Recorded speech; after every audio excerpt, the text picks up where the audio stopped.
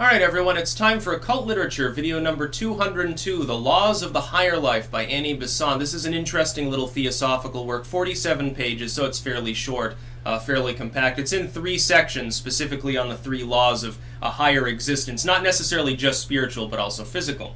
Link in the description of my edition of this work on Amazon. Second and third links are to my books blogs. Now this work specifically, and broken up into those 3 laws. They are respectively the laws of consciousness, the law of duty, and the law of sacrifice. This is what Besant puts forward.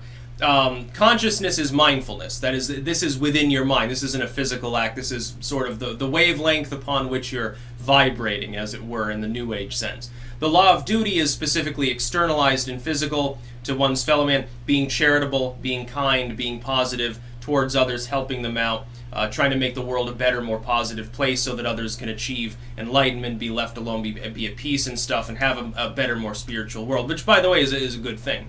Number 3 is where it breaks down for me, of course, which is self-sacrifice, being ascetic, forgoing, for instance, like giving up a vice, or crucifying the flesh, so to speak, but eating, nothing, fasting, abstaining from sex, being chaste or something, all of these different things. And that sort of comes from the westernized, Christianized version of the Eastern philosophies that were being imported by Theosophy and other groups, because, of course, if you look at the practice of certain Eastern spiritualities, while it is highly charitable, it doesn't necessarily include an involuntary aspect of crucifying the flesh. You don't need to become a shoeless monk that literally owns nothing more than a stick to walk with and a robe to cover your nudity and live in a cave somewhere for 50 years to achieve enlightenment. It's not considered necessary. However, Besant is uniquely among the Theosophists, intertwined with Hindu lore.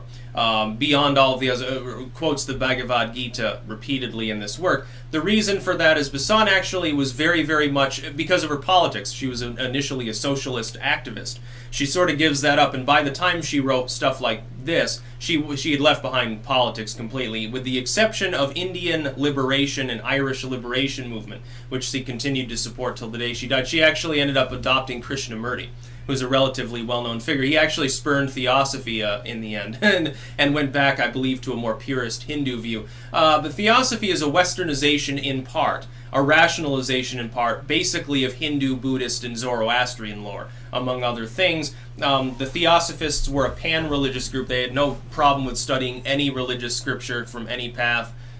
They studied Egyptian lore, Babylonian lore. A lot of interesting anthropological work was done by Theosophists back in this particular post-Blavatsky era, up until about the 20s and 30s when they sort of start falling apart into disfavor. Steiner's sort of anthroposophy lasts a little bit longer into the 40s, but it's about the dying breath of that. And then you have the rebirth of the New Age in the 60s with the Flower Children and UFO cult. It's all very funny. But this is an interesting little work. Again, I can't become sort of a practicing theosophist. Some of their lore I consider quite wise, some of their statements on reincarnation, mindfulness, and so forth. As far as being ascetic, no thanks. I don't see that as a prerequisite to wisdom or enlightenment. It's good to be able to have self-control. It's good to be able to be voluntarily able to give up a vice or live as an ascetic if necessary when needed.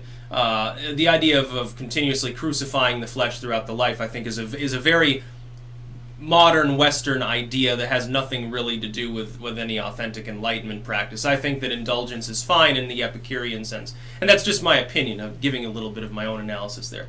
Again, link in the description of my edition of this work on Amazon. Second and third links to my respectively Blogspot and WordPress sites for my books. There are, I think, about a dozen different works on Theosophy there. I think they're all in the Scriptures and Religion section, because Theosophy, of course, delves into that sort of thing. That's about all. Peace out.